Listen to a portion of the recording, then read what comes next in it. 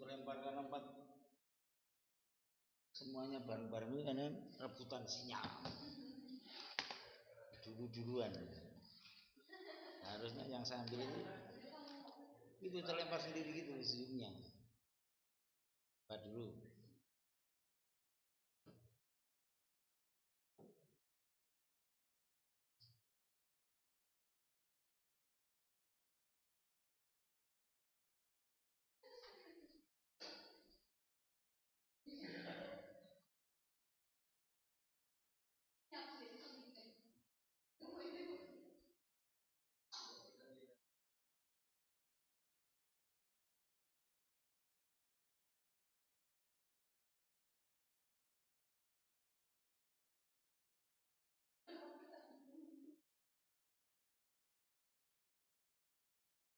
Namun di sini ada beberapa pakai kan, itu saya teman yang lalu di sini saya sampaikan lagi, jadi ada beberapa elemen yang harus diperhatikan dalam kunci pemasaran ini, yaitu terkait dengan bagaimana nanti melakukan riset pasar.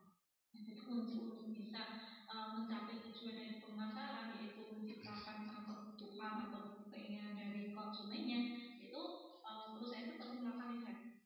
Kemudian selain perusahaan juga perlu melakukan pengembangan produknya. Kemudian perusahaan juga perlu bagaimana bisa mengkomunikasi terkait dengan promosi. Kemudian juga bagaimana perusahaan nanti harus bisa mendistribusikan produknya. Kemudian perusahaan juga perlu bagaimana nanti untuk bisa menetapkan harga jual dari produk yang mereka jual. Sampai dengan nanti bagaimana membangun hubungan dengan pelanggannya. Nah, itu definisi dari pemasaran dan juga kunci elemen untuk pemasaran itu sendiri. Nah, yang kedua di sini dijelaskan definisi dari manajemen pemasaran. Nah, jadi manajemen pemasaran ini bisa dijelaskan sebagai proses ya. Jadi di sini sebagai proses bagaimana nanti suatu perusahaan itu bisa mencanangkan ya, bisa mengorganisasikan, bisa melaksanakan, kemudian bagaimana bisa mengendalikan terkait dengan aktivitas pemasarannya untuk bisa mencapai tujuan dari perusahaan itu sendiri supaya bisa efektif dan efisien. Nah, itu adalah jadi kalau misalkan kan seperti itu ya. Walaupun di sini dijelaskan terkait dengan bagaimana seni dan juga ilmu ya. Terkait dengan manajemen pemasaran, bagaimana nanti untuk perusahaan itu bisa memilih pasarnya, target pasarnya, bagaimana untuk bisa meraihnya, bagaimana nanti di dalam organisasinya itu bisa mempertahankan pelanggannya, kemudian bagaimana nanti bisa menumbuhkan menetapkan dan juga komunikasikan dengan pelanggan yang unggul dari produk yang mereka jual. Nah, di sini di dalam manajemen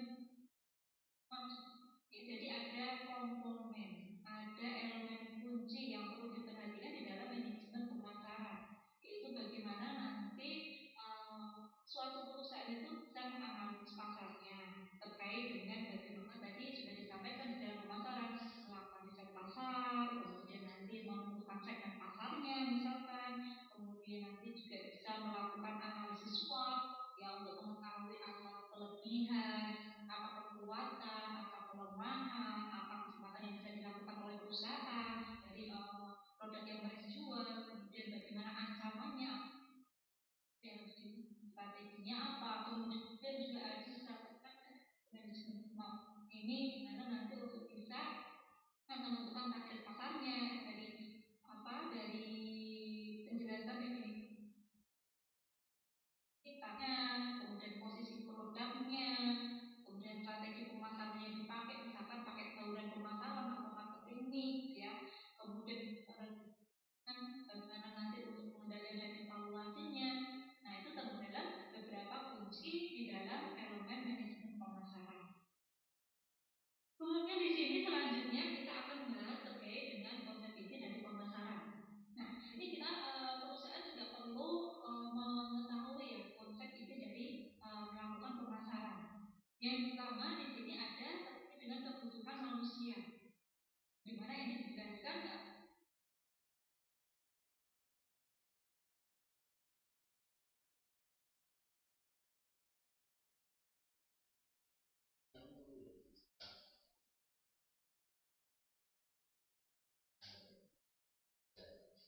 kebutuhan fisiologis, ya seperti kebutuhan dasar. Kebutuhan fisiologis itu kan kebutuhan dasar ya dari manusia, misalkan seperti makan.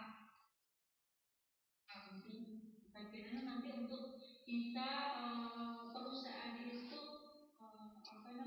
memberikan atau memasarkan produk terkait dengan kebutuhan fisiologis konsumennya. Kemudian yang kedua misalkan contohnya kebutuhan keamanan.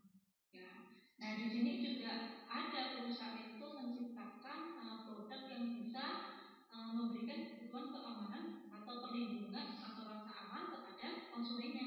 Ya, contohnya misalkan perusahaan asuransi memasarkan produk mereka dengan menawarkan perlindungan finansial dan rasa aman misalkan dari risiko seperti asuransi kesehatan, ya, kemudian asuransi jiwa. Nah itu kan juga termasuk kebutuhan. Ya, atau misalkan kebutuhan yang lain dari manusia itu misalkan kebutuhan sosial. Kan ada juga ya yang dimana menjual produk untuk kebutuhan sosial. Ya, yang dimana ini contohnya misalkan media sosial. Nah, penggunaan media sosial dan juga aplikasi memasarkan diri ya, sebagai platform untuk hubungan berinteraksi dengan orang lain. Nah, misalkan itu contoh produk untuk kebutuhan sosial dan yang lainnya. Ya. Kemudian berikutnya di sini juga ada konsep pemasaran itu untuk menciptakan yang memang diinginkan oleh manusia. Ya. Yang dimana di sini kalau misalkan contoh sebelumnya itu kan bagaimana seseorang itu memiliki kebutuhan akan produk yang dijual oleh perusahaan. Tetapi ada juga dari produk itu produk yang diciptakan oleh perusahaan yang dijual oleh perusahaan itu menimbulkan keinginan dari manusia itu sendiri. Jadi ada kebutuhan dari manusia atau pelanggan itu sendiri ya, kebutuhan dari pelanggan dan juga ada keinginan. Misalkan seperti ini, seseorang itu membutuhkan makan, kebutuhan fisiologis misalkan makan, membutuhkan makan. Makan itu kan kebutuhan. Nah, tetapi ada keinginan dari manusia dari kebutuhan itu, misalkan mereka ingin makan di restoran yang mewah atau misalkan mereka ingin mencoba makanan tertentu, itu termasuk keinginan. Jadi kebutuhan dan keinginan itu berbeda. Ya. Nah itu contohnya. Nah kemudian berikutnya konsep induk pemasaran ketiga adalah permintaan. Jadi keinginan manusia yang didukung dengan daya beli. Ini juga perlu diperhatikan oleh suatu perusahaan dari konsep permintaan ini sendiri. Ya, misalkan contohnya produk konsumen hadiah, yang dimana itu termasuk permintaan yang tinggi dibutuhkan oleh konsumen atau pelanggan atau masyarakat luas. Ya misalkan seperti kebutuhan sehari-hari misalkan sabun, pasta gigi, ya, kemudian deterjen.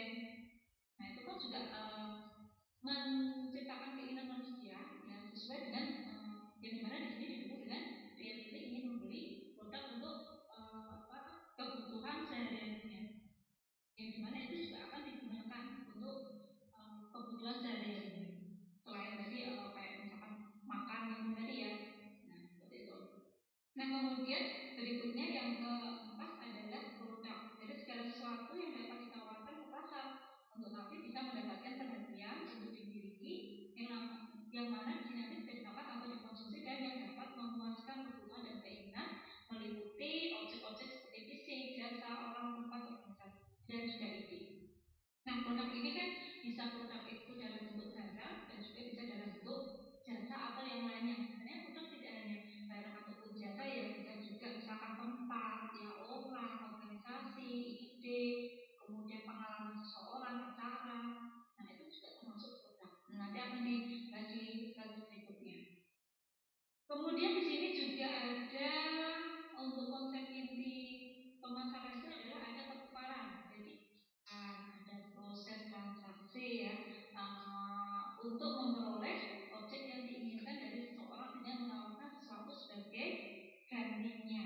Jadi mungkin di sini ada produk yang mana di situ nanti ada program pertukaran. Misalkan itu tukar tambah, yang misalkan nanti kita memiliki mobil kemudian kita jual ya, kemudian nanti kita tukar tambahkan dengan mobil yang lain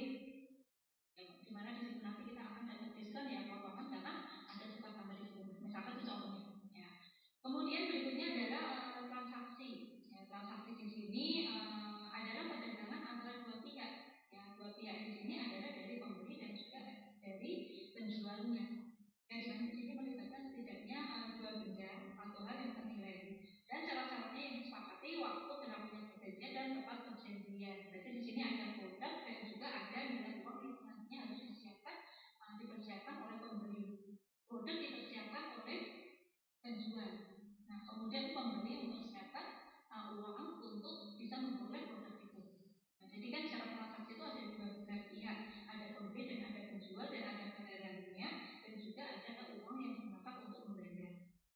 Kemudian konsep inti yang berikutnya di sini adalah pasar, ya, yang dimana ini adalah menjadi tempat, ya, tempat berkumpulnya penjual dan juga pembeli untuk melakukan transaksi jual beli dengan produk yang mereka jual, ya, dengan beberapa jenis produk yang mereka jual. Kemudian yang terakhir adalah pemasaran, seperti yang sudah disampaikan di slide sebelumnya tadi, ya, bahwa pemasaran ini terkait dengan bagaimana suatu perusahaan itu bekerja untuk bisa mewujudkan pertukaran demi nanti bisa menawarkan kebutuhan dan keinginan manusia dari produk yang dijual oleh perusahaan dan produk yang dibutuhkan atau diinginkan oleh pelanggannya. Nah, itu adalah beberapa konsep inti dari pemasaran. Jadi ini perlu diperhatikan. Ya.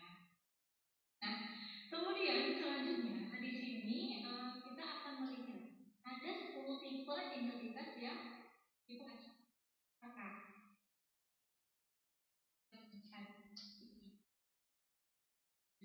Perusahaan, ya, yang dimana produk itu tidak hanya barang, ya, yang dimana itu barang berwujud, tetapi juga ada juga produk itu adalah dalam bentuk layanan atau servis jasa. Ya, barang kan kita tahu ya, misalkan tadi makanan, minuman, mobil, ya, kendaraan, itu kan termasuk barang. Ya. Nah, kemudian ada wujudnya. Kemudian yang kedua ada jasa. Berarti kalau jasa di sini kan berarti lebih ke pelayanan. Ya, misalkan bengkel, ya, salon, ya, itu bisa masuk ke dalam jasa jasa atau perbankan. Kemudian yang ketiga ada tipe entitas yang dipasarkan produk itu acara. Ya, jadi misalkan ada perusahaan yang memang mereka itu memang difungsikan untuk menjual memberikan pelayanan untuk acara-acara tertentu, misalnya pameran, ya, kemudian expo produk. Nah, itu termasuk ke dalam contoh tipe produk acara, atau misal ada festival atau konser produk. Jadi mereka itu bekerja sama dengan perusahaan untuk mengadakan acara-acara tertentu yang akan dilakukan oleh perusahaan, atau di webinar, ya, acara online. Nah, itu contoh produk acara. Kemudian yang keempat ada produk yang disebut dengan informasi. Jadi ini nanti misalkan contohnya produk informasi yang bisa dijual itu produk yang menawarkan seperti edukasi, ya, misalkan, atau misalkan di sini solusi atau informasi terkait dengan keterampilan, ya, kepada audiensnya. Nah, itu termasuk contoh produk informasi.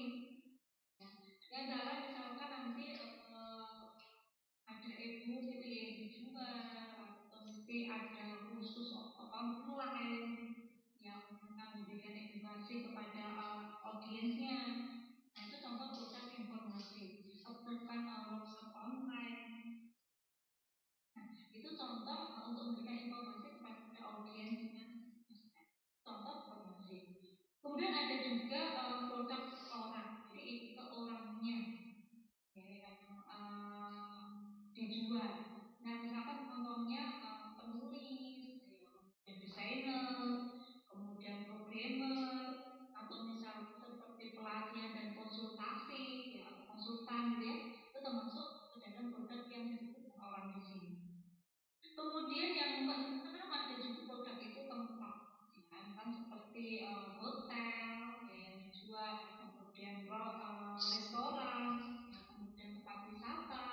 Nah, itu termasuk. Kok ada juga misalkan di sini properti. Nah, jadi semua yang berkaitan dengan properti yang bisa dijual, misalkan rumah, ya, kemudian apartemen, ya, atau kantor, toko, villa. Nah, itu termasuk ke dalam properti. Kemudian ada juga yang dijual produknya itu dalam bentuk organisasi, ya, bisa ini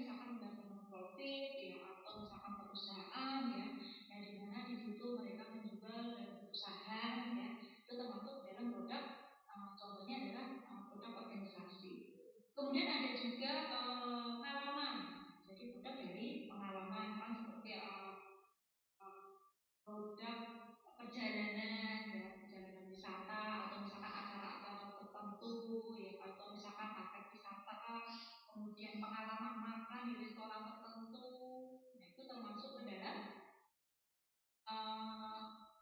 apa produk pengalaman atau misalkan produk layanan pengalaman seperti pelatihan ya atau workshop, nah itu termasuk juga ke dalam produk pengalaman.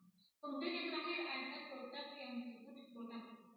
Jadi di sini ada yang dijual dari konsep ya, konsep ide yang dimiliki oleh seseorang. Misalkan seperti inovasi yang produk gitu ya, yang dijual kepada orang lain, kemudian konsep baru, kemudian layanan kreatif, itu masuk ke dalam produk. Jadi misalkan produk inovatif dari teknologi tertentu, ya aplikasi tertentu, nah itu termasuk dalam produk itu. Nah, jadi ini adalah beberapa tipe entitas yang bisa dipasarkan. Jadi kita tidak hanya tahu ya barang ataupun jasa, tapi ada produk-produk lain ya yang bisa digunakan untuk dijual. Nah, ini adalah pelaku pemasaran. Jadi di dalam pemasaran itu harus ada pelakunya. Tadi sudah saya katakan. Jadi harus ada pemakunya. Jadi ini adalah penjualnya. Seseorang yang mencari respon, seseorang yang mencari perhatian, ya, dan dukungan dari pihak lain. Yang dari pihak lainnya disebut dengan prospek, yaitu orang yang memberi respon, yaitu pelanggan, masyarakat luas, dan juga harus ada tempatnya, ya untuk kegiatan, untuk jualan dan lain. Yang kedua pastinya dari penjual itu berkumpul untuk bisa bertransaksi ya terkait dengan produk yang akan dijual dan ada alat untuk nah ini. Nah di sini ada 5 pasar dan juga alur hubungan. Jadi pasar itu kan ada pasar konsumen, ada pasar sumber daya, ada pasar produsen, ada pasar perantara, kemudian juga ada pasar pemerintah. Nah ini semuanya itu akan ada saling berhubungan, ada timbal balik ya dari alur pasar hubungan ini. Nah ini juga sudah pernah disampaikan di manajemen pemasaran ya terkait dengan alur hubungan pasar. Ya, jadi misalkan seperti pasar konsumen ini akan berhubungan juga dengan pasar sumber daya, akan berhubungan juga pasar perantara, akan berhubungan juga dengan pasar murah. Apa yang nantinya akan diberikan kepada pemerintah ya? Jadi di sini pasar konsumen harus membayar pajak. Kemudian pemerintah dari pasar murah akan memberikan jasa yang dibutuhkan oleh pasar konsumennya. Nanti pasar konsumen mereka butuh sumber daya diperoleh dari mana? Nah, sumber daya diperoleh pasar konsumen memberikan sumber daya yang jelas pasar sumber daya akan memberikan uang kepada konsumen. Jadi dan pasar perantara akan memberikan barang dan jasa kepada pasar konsumen ya kebutuhan atau keinginan yang dibutuhkan oleh pasar konsumen. Kemudian dari pasar konsumen di sini nanti akan memberikan timbal balik yaitu uang yang jadi jasa yang mereka jual. Itu penjelasan ya dari alur-alur yang ada di dalam saluran hubungan antar pasar di sini. Nah, kemudian selain 5 pasar dan alur, ya, di sini kita juga perlu memahami terkait dengan 5 konsep pemasaran. Jadi konsep pemasaran ini bisa dibagi menjadi 5. Yang pertama ada konsep produksi. Ingat konsep produksi. Kemudian yang kedua ada konsep produk. Nah, tapi di sini terkait dengan produk yang sudah jadi produk yang dihasilkan untuk dijual. Kemudian ada konsep penjualan, ada konsep pemasaran, dan ada konsep pemasaran sosial. Nah, di dalam konsep produksi ini bisa jelas bahwa konsep produksi ini adalah pelanggan itu lebih menyukai produk yang tersedia dan tersedia secara luas. Dan konsep ini dijelaskan menjadi salah faktor awal yang menjadi fokus pemasaran dan yang memandu keinginan pelanggan. Jadi konsep produksi ini mulai dari awal perusahaan itu akan menciptakan produknya. Produk apa yang akan mereka jual? Nah, misalkan sudah menetapkan ya produk tertentu, misalkan akan produk sepatu. Tapi bagaimana konsep untuk proses produksinya? Ya, bagaimana nanti untuk pembelian bahan bakunya? Bagaimana nanti untuk fokus kegiatan untuk proses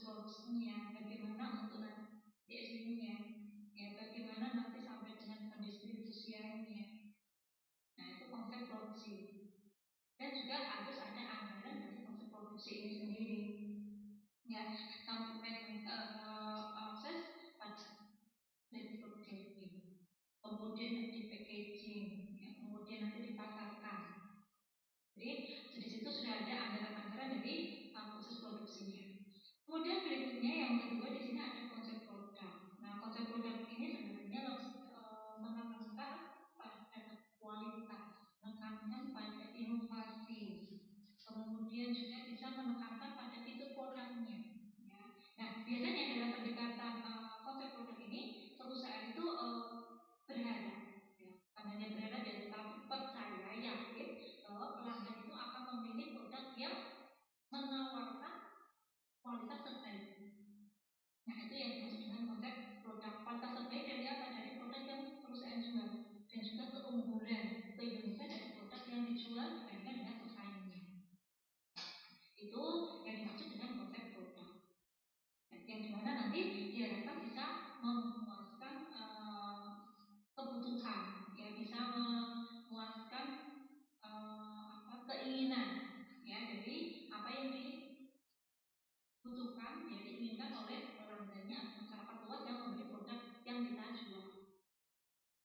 Kemudian berikutnya di sini ada konsep penjualan. Nah, konsep penjualan ini sebenarnya lebih berfokus pada teknik penjualan dan promosi yang dilakukan oleh perusahaan secara agresif untuk nanti bisa meningkatkan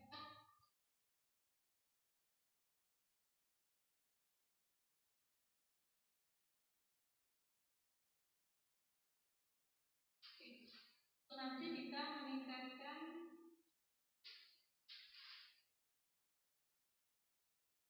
nanti untuk bisa meningkatkan penjualan dari perusahaan.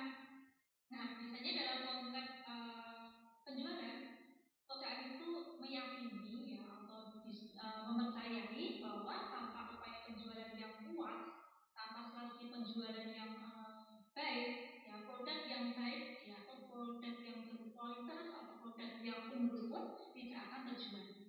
Nah, itu adalah konsep dari penjualan. Jadi bagaimana nanti perusahaan itu harus bisa memberikan strategi penjualan yang baik. Yang dimana strategi tadi sudah disampaikan di dalam manajemen pemasaran di slide sebelumnya. Jadi ada 7 unsur yang perlu dipahami untuk nanti bisa produk itu sampai produk itu bisa dibeli oleh atau dilakukan pembelian ulang oleh pelanggannya.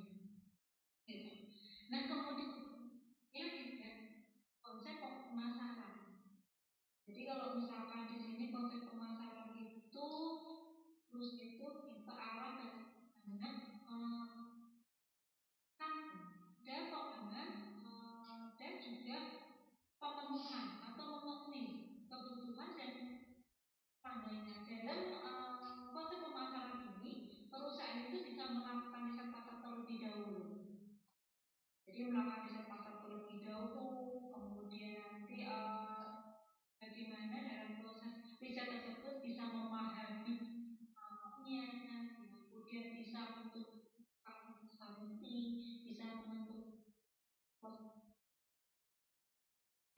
bagaimana pengembangan produknya, supaya nanti bisa bersaing dengan pesaing produk kita, kemudian bagaimana diskon yang diambil klien, termasuk ke dalam konsep pemasaran. Di sini tujuannya adalah bagaimana nanti itu bisa membangun hubungan jangka, menciptakan kepuasan sampai dengan menciptakan loyalitas, ya, kepada para pelanggannya. Nah, itu yang dimaksud dengan konsep pemasaran. Kemudian berikutnya ada konsep pemasaran sosial. Konsep pemasaran sosial ini lebih mengintegrasikan terkait dengan tujuan pemasaran dengan kepentingan sosial dan juga kepentingan lingkungan, ya, lingkungan sekitar. Nah, dalam konsep pemasaran sosial ini perusahaan tidak hanya memfokuskan pada keuntungan, ya, jadi tidak hanya fokus pada keuntungan atau penciptaan profit yang tinggi, ya, tetapi juga bagaimana perusahaan itu bisa mempertimbangkan bagaimana nanti dampak sosial dan juga lingkungan dari aktivitas yang mereka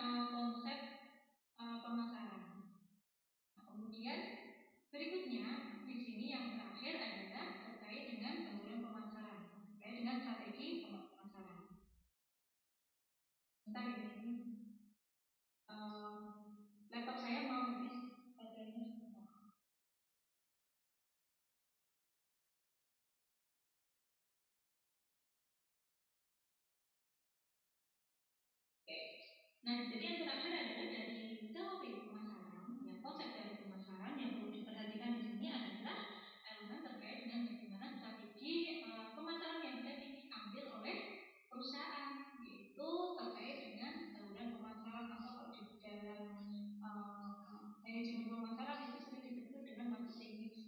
Kalau marketing mix itu kan istilahnya itu adalah kata lainnya itu adalah 4P ya, yang dimana sebenarnya di sini juga ada tambahan 3P lagi ya, jadi ada 7P ya yang bisa dipakai untuk strategi pemasaran. Nah, marketing mix ini yang disebutkan di sini ada 4P, yaitu terkait dengan produk. Jadi produk ini adalah barang atau segala sesuatu yang bisa dipasarkan atau ditawarkan oleh konsumen.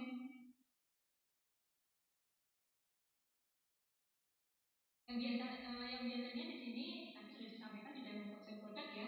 Jadi ini mencakup semua aspek yang terkait dengan produk ataupun layanan, karena produk itu kan tidak hanya dalam bentuk barang, tetapi juga bisa dalam bentuk layanan dan lainnya.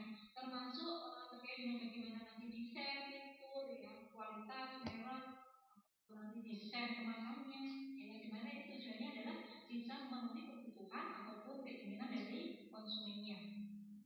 Kemudian dari program pemasaran itu juga ada terkait dengan harga, bagaimana untuk kebijakan penetapan harga yang kompetitif. Ya, seperti yang sudah saya sampaikan di pertemuan yang sebelumnya, penetapan harga itu, kebijakan harga itu penting. Ya, berarti nanti di sini perusahaan harus menentukan biaya produksi yang dimana itu menjadi dasar untuk atau referensi atau sumber untuk menentukan penetapan harga. Ya, jangan sampai kita itu menetapkan harga yang dimana harga itu di bawah biaya produksi yang digunakan untuk menghasilkan produk. Ya, maka perusahaan akan mengalami kerugian.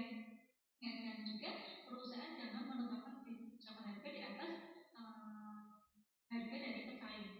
Ya, jadi nanti itu juga akan bisa menurunkan permintaan dari produk itu sendiri. Kecuali kalau itu produk-produk tertentu yang memang produk itu dibutuhkan ya, dan tidak ada barang substitusinya, ya, ataupun tidak ada barang pelengkapnya dan lainnya. Nah, itu tidak masalah kita menetapkan harga dengan harga yang lebih tinggi. Tetapi kalau misalkan barang itu adalah produk itu adalah produk yang memiliki pesaing ya, dan ada barang substitusinya ya, kemudian atau barang itu adalah barang dengan produk yang sama dan kualitas yang misalkan sama, kemudian kita menjual dengan harga yang tinggi, maka pelanggan akan memilih harga yang di bawah harga dari produk yang kita jual.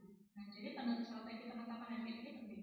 Jadi kalau kita akan menetapkan harga ya harga yang kompetitif sesuai dengan harga pasar. Kemudian yang berikutnya adalah kita harus memperhatikan dari sisi promosinya. Ya, jadi promosi ini penting, ya dimana ini satu-satunya alat bulan yang bisa digunakan untuk bisa memasarkan ya produk yang nantinya digunakan oleh perusahaan untuk mencapai sasaran yang sudah ditargetkan. Ya, tadi sudah disampaikan ya, promosi ini adalah bagaimana nanti bisa menciptakan target pasarnya, menciptakan posisi pasarnya, ya, kemudian juga terkait dengan terkait dengan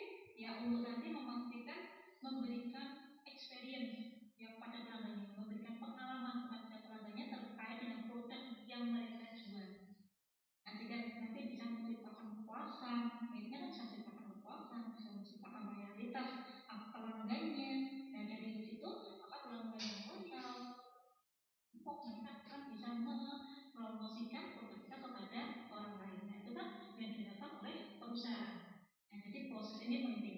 Ya, jadi proses itu adalah bagaimana memberikan pengalaman dari produk yang dihasilkan atau dijual oleh perusahaan kepada pelanggannya. Nah, itu kan kalau pengalaman itu kan akan akan diingat ya, oleh pelanggan kita, sehingga mereka akan mengidentifikasi gitu. Nah, itu yang diharapkan. Kemudian yang terakhir adalah bukti fisik. Nah, ini adalah 4P, 7P yang terakhir. Jadi bukti fisik. Namun di sini nggak ada ya. Nanti kalian bisa cari browsing di internet ya. Di mana di situ di buku manajemen pemasaran itu ada ya terkait dengan 4P, 7P ini. Jadi tidak hanya 4P, tapi ada 7P.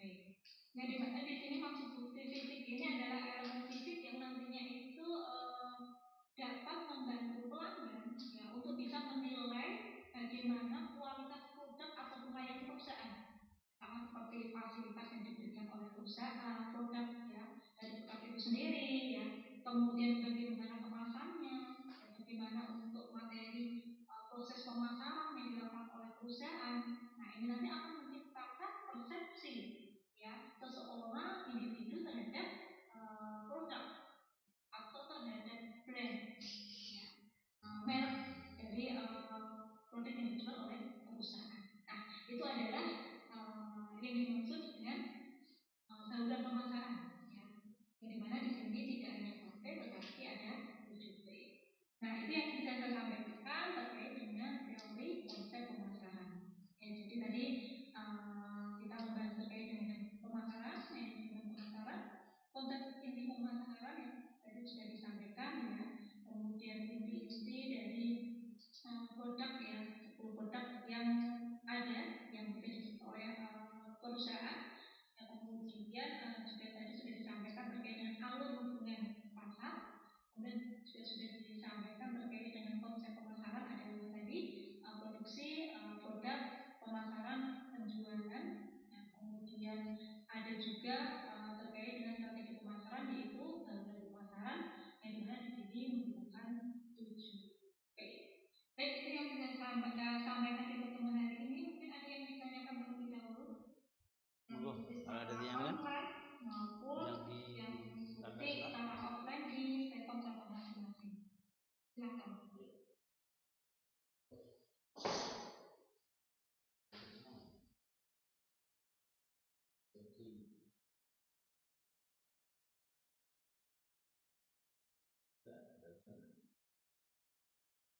Tidak ada, Bapak Ibu dosen. Belum ada, Bu. Ada yang hadir, Bu? Berarti secara online ya? Ya, ini secara online main ini. Pak Haris? Kosong. Kosong, ya. Pak Ferdi? Ada yang hadir tapi pertanyaannya belum ada. Oh, belum ada. Tempatku banyak, Bu. Di Kartasura banyak, Bu. Pak Jailani? Tidak ada yang tanya tapi mahasiswanya mah banyak ini. Oh, ini tidak tahu satunya. Saya tanya. Ya. Masing-masing, monggo ya.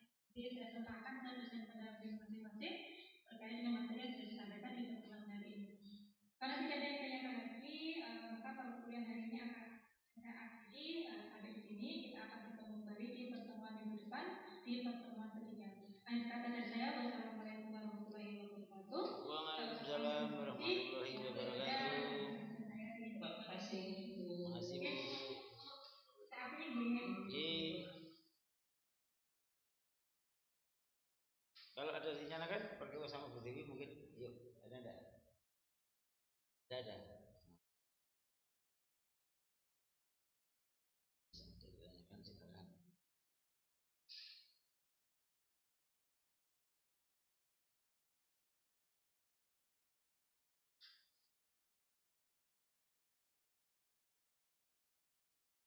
Mungkin saya nambah sedikit ya.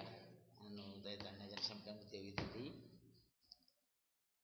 Riset pemasaran, jadi kalau dia kita gabungkan dengan sudah mata kuliah pemasaran semua kan? Sudah enggak? Ada yang belum? Mata kuliah manajemen pemasaran sudah ikut semua kan? Nah, itu kan kelanjutan dari mata kuliah manajemen pemasaran. Di pemasaran kemarin itu kan seperti sampai tadi ada produk, price, promotion, and placement kan gitu kan? Itu pasti. Nah, ketika kemudian pemasaran dengan perkembangan yang ada, kalau di teknologi saat ini kita bisa lewat ini beli es teh sama gado-gado gitu kan? Nah, riset pemasaran itu sangat penting. Ketika kita ingin, segmen kita yang mana? Sama-sama mahasiswa, kita ingin jual produk mahasiswa, apakah itu mungkin laptop atau mungkin produk belajar saudara. Sama-sama mahasiswa, segmennya beda-beda. Dirisetkan di kampus PTN, dirisetkan di kampus Solo, dirisetkan di kampus Jogja, Semarang akan nyatanya beda. Pada kali ini kan materinya tadi kan teori pemasarannya kan. Nah, kita ingin mengulang materi pemasaran yang sudah saudara ambil kemarin itu. Oh, sebegitu loh kompleksitas pemasaran. Nah, riset pemasaran ingin bagaimana produk yang dijual itu harapannya tepat pada sasaran. Kita ingin jual gado-gado, kemudian dengan banyak teman gitu, banyak orang gitu kan. Kalau kita ingin meriset pemasaran gado-gado, kemudian tempatnya di hiking ya hanya sedikit gitu kan.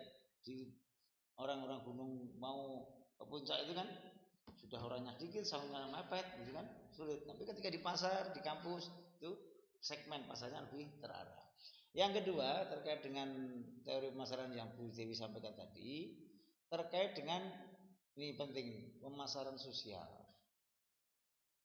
Di semajunya teknologi apapun, sehebat teknologi apapun, globalisasi apapun, orang tidak bisa dilepaskan dari namanya social need. Semakin orang punya apa-apa, materinya banyak, ilmunya banyak, kedudukannya, kuasanya banyak, justru kebutuhan sosialnya menjadi besar. Pak Jokowi itu selain ke belakang kan semua dilayani kan, iya nggak? Selain ke belakang kalau ke toilet kan nggak mau dilayani gitu. Nah, pemasaran dengan orientasi sosial, pemasaran berorientasi sosial tadi, kita meriset sama-sama orang Jawa misalnya, orang Jawa Timur, Jawa Tengah, Jawa Barat kan beda-beda.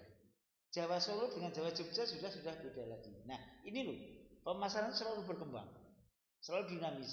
Sehingga kita mau riset pemasaran dengan konteks sosial, kita harus mulai dinamikanya yang ada dulu. Belum tentu orang-orang yang Batak, ini tidak ada yang Batak ya, tidak ada ya, yang semester bawahnya ya derajat ya. Kasarnya seperti apa belum tentu hatinya kasar gitu. Orang Solo itu kadang halus tapi nganyel gitu. Maunya gini ternyata bukan gitu. Itu intinya dari itu, dua itu. Jadi Bu Dewi tadi menyampaikan riset pemasaran terkait dengan konsep pemasaran secara menyeluruh, produk, price, promotion dan segala macam. Yang ditambahi lagi bagaimana riset pemasaran dalam konteks dimensi sosial. Sama-sama anak muda, mestinya anak muda dari kampus dengan anak muda dari perusahaan pabrik kan beda. Nah, mana anak mudanya sama remajanya? Remaja yang dari kampus dengan dari yang sudah bekerja lama beda kan begitu kan? Jadi sama butuh minumannya, sama butuh makanannya, tapi teksturnya beda, rasanya yang beda. Kalau boleh saya katakan itu sama nasi pecel, pecel Solo, pecel Jogja dengan pecel Madiun kan ada bedanya gitu kan. Itu konteks pemasaran dimensi sosial. Itu mungkin yang saya mereview dari yang disampaikan Bu Dewi tadi. Silakan kalau mungkin ada yang ditanyakan, kalau tidak, Allah.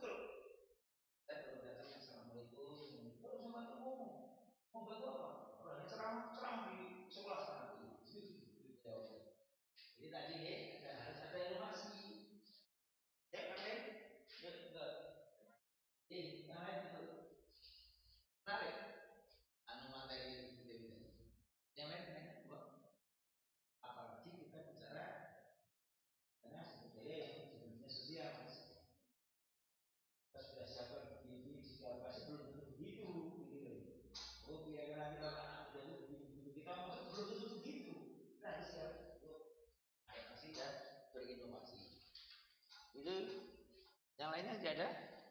Cukup ya? Oke, kalau cukup